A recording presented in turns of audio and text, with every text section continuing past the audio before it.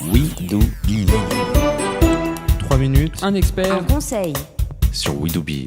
3 minutes, un conseil et aujourd'hui 2 experts pour le prix d'un. J'ai le plaisir de recevoir Marie-Laure Sauty de Chalon, bonjour. Bonjour. Et Benjamin Smadja, bonjour à vous. Bonjour. Vous êtes tous les deux respectivement présidente et directeur marketing de Au Féminin et également co-auteur de L'Art du Marketing To Women paru aux éditions Duno. Et aujourd'hui, vous êtes venus dire aux entrepreneurs qui nous écoutent que finalement les femmes les attendent au tournant. Qu'entendons-nous par là ?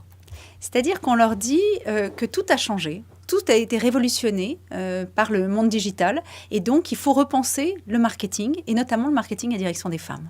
C'est-à-dire qu'on ne sait plus les segmenter ? Oui, c'est parce qu'on leur a parlé pendant des années comme à des ménagères de moins de 50, comme un bloc monolithique.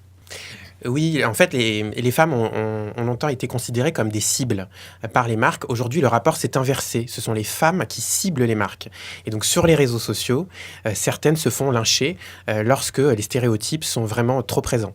Alors, est-ce qu'on peut donner, et ça permettra aussi aux auditeurs de mieux cerner de quoi on parle, des exemples de communication ratée en direction des femmes ? Alors, les exemples plus ratés pour nous, c'est les exemples autour de l'écriture, c'est-à-dire Stabilo et Bic qui lancent des Bic pour elles. Et comme si on avait besoin et comme si on avait attendu ces lancements-là pour en plus les payer plus cher. Ça, c'est vraiment l'exemple de ce qu'il ne faut pas faire. Et alors, à contrario, pour les entrepreneurs qui nous écoutent, est-ce qu'il y a des beaux exemples de communication réussie vers les femmes ? Bien sûr, notamment Pantene aux Philippines a développé un film qui stimule l'empowerment des femmes. Et donc ça fait 3 millions de vues sur YouTube. C'est un très bon exemple de marketing to women réussi. Et puis Blédina, qui ne reste pas juste sur la maman, mais qui tout à coup se met à cibler aussi les papas. Et là, il est d'une très grande modernité, évidemment. Effectivement. Alors, s'il y a 3 points à retenir pour communiquer vers les femmes, ce serait quoi ? Le premier point, ce serait d'écouter les femmes et d'écouter leurs besoins, leurs désirs et d'interagir avec elles. Interagir, c'est vraiment le point central parce que sinon, cette conversation ne démarre pas. Et si cette conversation ne démarre pas, alors elle va démarrer en dehors de la marque. Donc la marque va se sentir dépossédée. Et le troisième point, c'est d'avoir une culture test and learn, d'avoir une culture start-up.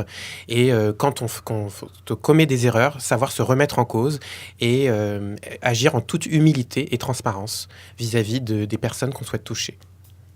Eh bien, vous nous avez touchés, nous, hommes et femmes, sur cette chronique. Merci à vous deux, Marie-Laure Sauty de Chalon, Benjamin Smadja, présidente et directeur marketing de Au Féminin, également co-auteur, je rappelle l'ouvrage, L'Art du Marketing To Women, paru aux éditions Duno. À très bientôt sur notre antenne. Merci. Merci.